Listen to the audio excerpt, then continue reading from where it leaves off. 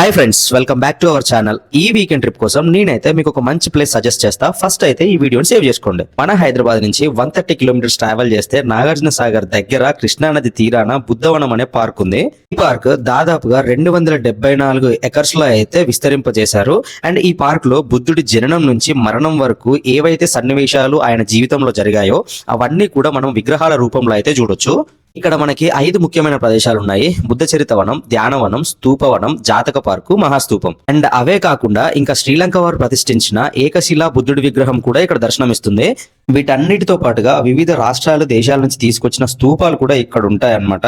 And ఇక్కడ ఉన్నటువంటి మహాస్తూపంలో మీరు కనుక మెడిటేషన్ చేస్తే చాలా పీస్ఫుల్ గా ఫీల్ అవుతారు. సో అంత ప్రశాంతంగా అయితే ఉంటుంది ఈ బుద్ధవనంలో. మీరు కనుక ఈ బుద్ధవనానికి వద్దాం అనుకుంటే మన హైదరాబాద్ నుంచి నాగార్జున సాగర్ కి ఎనీ టైం బస్సెస్ అయితే అవైలబుల్ గా ఉంటాయి. నాగార్జున సాగర్ నుంచి ఆటోలో అయితే ఇక్కడికి చేరుకోవచ్చు. ఇంకెందుకు ఆలస్యం, ఈ వీకెండ్ మీ పిల్లలతో అయితే ఇక్కడికి వచ్చి చిల్ అవుట్ అయిపోండి. అండ్ ఇలాంటి మరెన్నో వీకెండ్ ట్రిప్స్ కోసం మన ఛానల్ సబ్స్క్రైబ్ చేసి నన్ను అయితే ఫాలో అయిపోండి.